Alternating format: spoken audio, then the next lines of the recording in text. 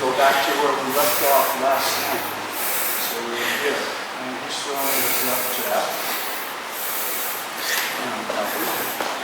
Or I'm putting my hand up like this. Or I'm dropping the finger in. Like that. So just to remind ourselves, don't do too much with the hands. Don't get your hands away from your face. Keep everything soft. And he's not really putting much, pepper on that punch. He's just sort of giving me some practice, and he's working on his jab slowly. I'm going to take my hand and put it behind my neck. Here, he might decide, go back again, he might decide to hook. And if he hooks, not so bad. So he could jab, or he could hook, and the other hand's going to be up here as well. So all I'm going to do is this, or just get one, like this, here, comes in, drop, and then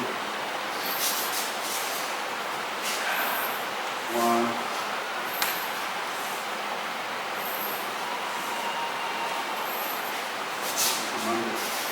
so from here, I'm going to get low, and come in.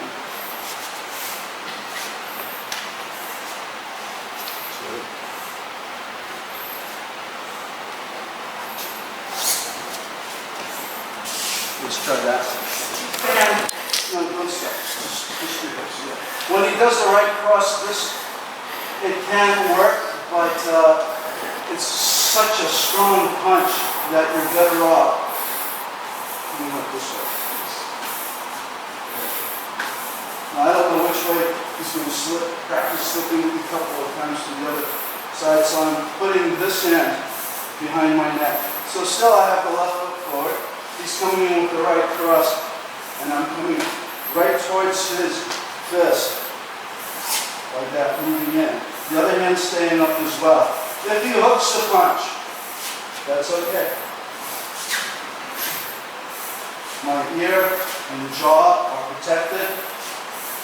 Vital areas are protected. So he comes in with the right cross, and you're going to put this hand up right in front of your face, like this, so you can barely see in front of you. So you're here just like that. It's a covering block.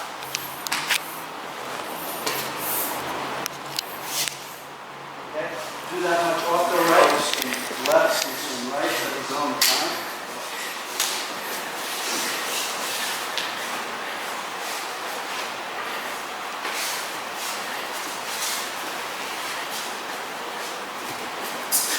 Occasionally I'll come in.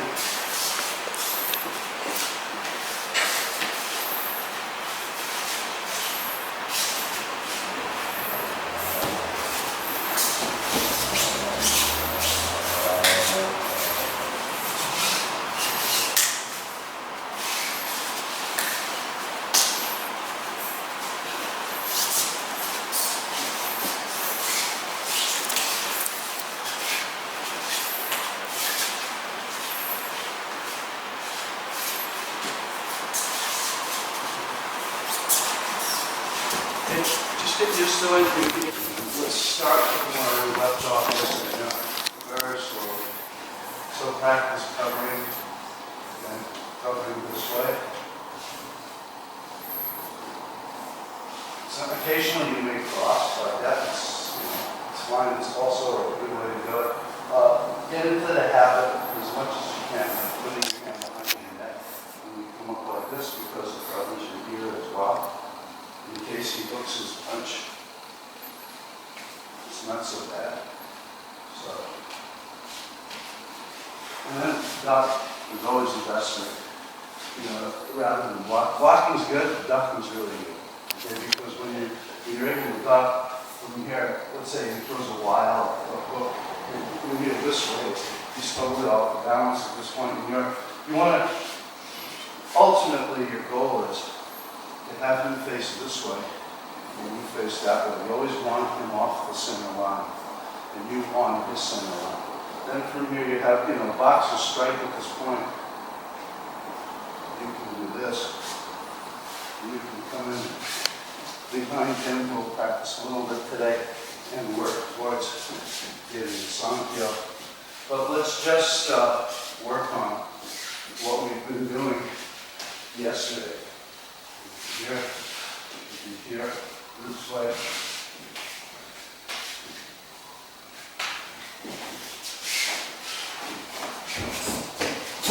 Just to that point, okay? Our skills at seeing exactly what's coming and putting up the exact correct block at the exact moment, at the exact point in time, which is almost impossible to do unless you have really trained eyes. But even boxers don't put their hands away and try to block. But we try basically to increase the odds of covering up and deflecting.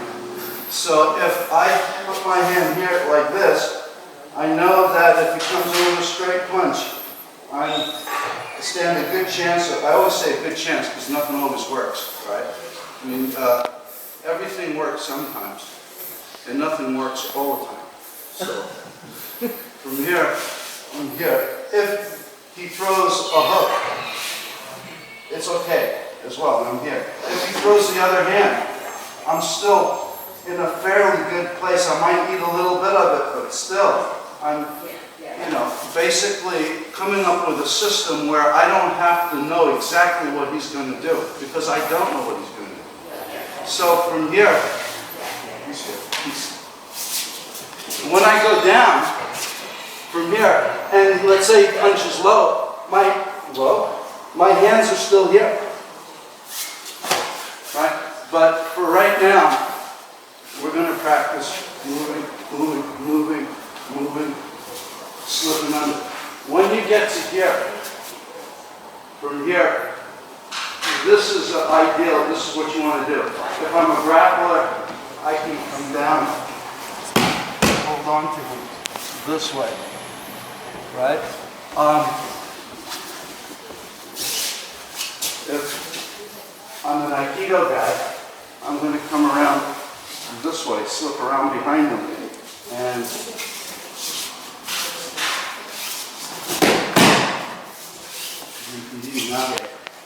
so let's work from the right wild swing and that we duck under it. Sometimes you may not duck under it. You might get caught a little bit, but you can turn it a little and then come up. If you get caught and you're covered up, it's not so bad. If you get caught and you're not covered up, it's no good. Okay? So you're here, under, and back.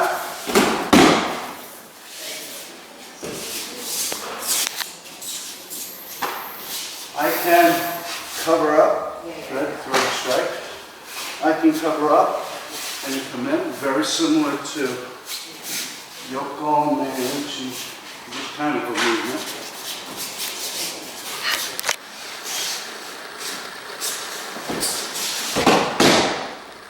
So let's try just getting the position. So we're here, and duck under, keep your hands up, and move towards your partner.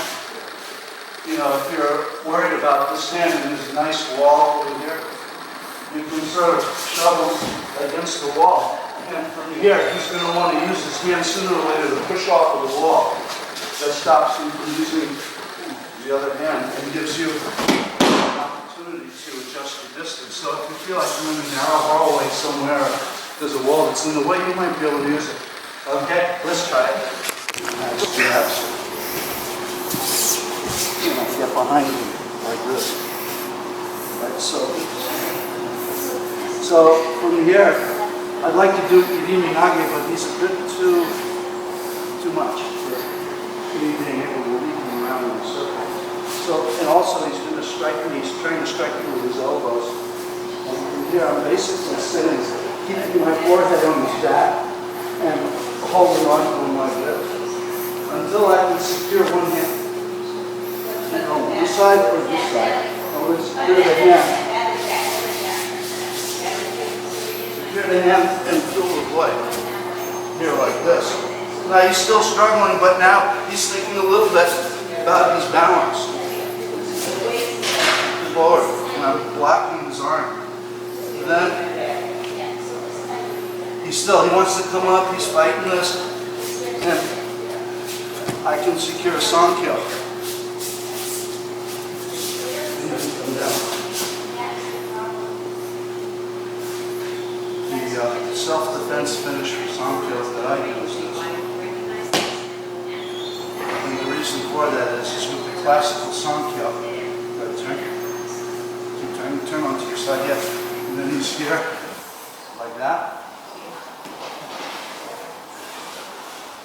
If I, like this, could I do that again? And then I have my hands free. So, I can capture this hand. If you're in law enforcement, it's this kind of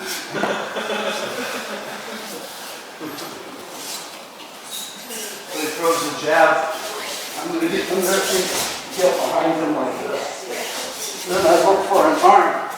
Then I put my body in front. And this hand starts to slide to his wrist. Okay?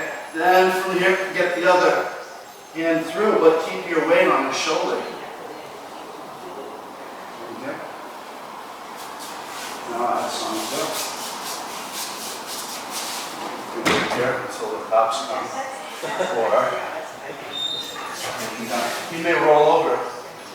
And then you sort of do it again for a while until you can get the grab the Sankyo or Hichishime or Odegaishi and go back to Sankyo again. Okay, so we're here. Move, get behind him, grip, get in front, change, and into Sankyo. Okay? Just try to get your arm over at any time. I'm here like this. Here, my arms will be inside. Like that. Here, this way. Constantly, I give him something to think about in terms of his balance. So he's more worried about his balance than about his arm. And then right cross, right, jab, move, and get behind him this way. Catch hold of one arm, move in front, Sankyo.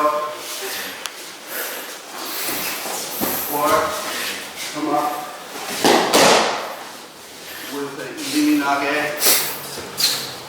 Or just practice seeing his strikes.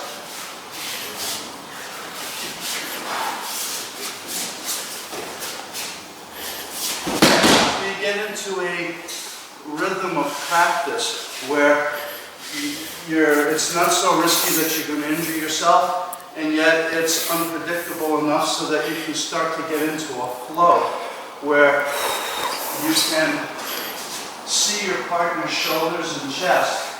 If his chest turns this way, I know probably something's coming out here. If his chest turns the other way, something from his right side's coming. I don't know if it's straight, I don't know if it's round, but it's coming from that side. If you see him start to do this, you know he's going to probably kick. Real good kickers don't do that. But a lot of folks, they do this first, and you can see they're coming up with something, right? So if you watch the chest, it's much better than watching the hands. So even if you stay in here for a little bit,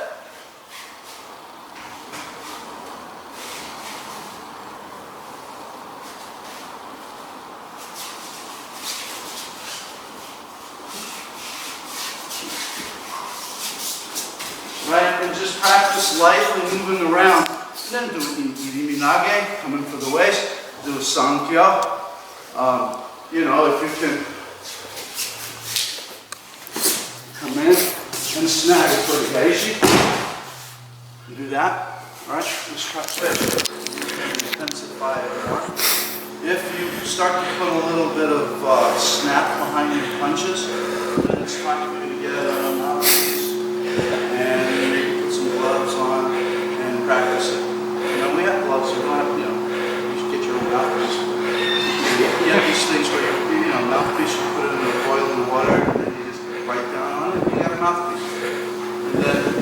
practice. So if you're inclined, good. You know, and you know, before or after class or whenever we have similar people. I never know who's coming to class, but if we have a group of people who all have their mouthpieces on the end of the day. But you can get a lot of practice just doing it like this, just to get used to moving and ducking and weaving. Sometimes if you're,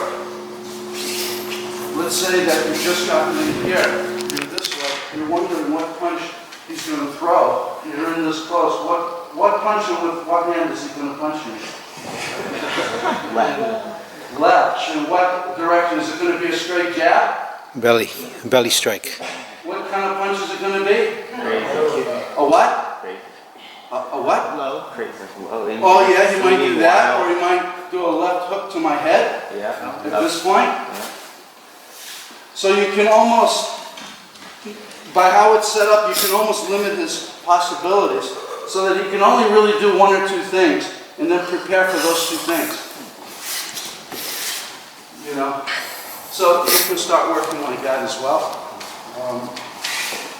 Yeah, this is sort of outside the box, so if it doesn't interest you, don't worry. We don't do it too often.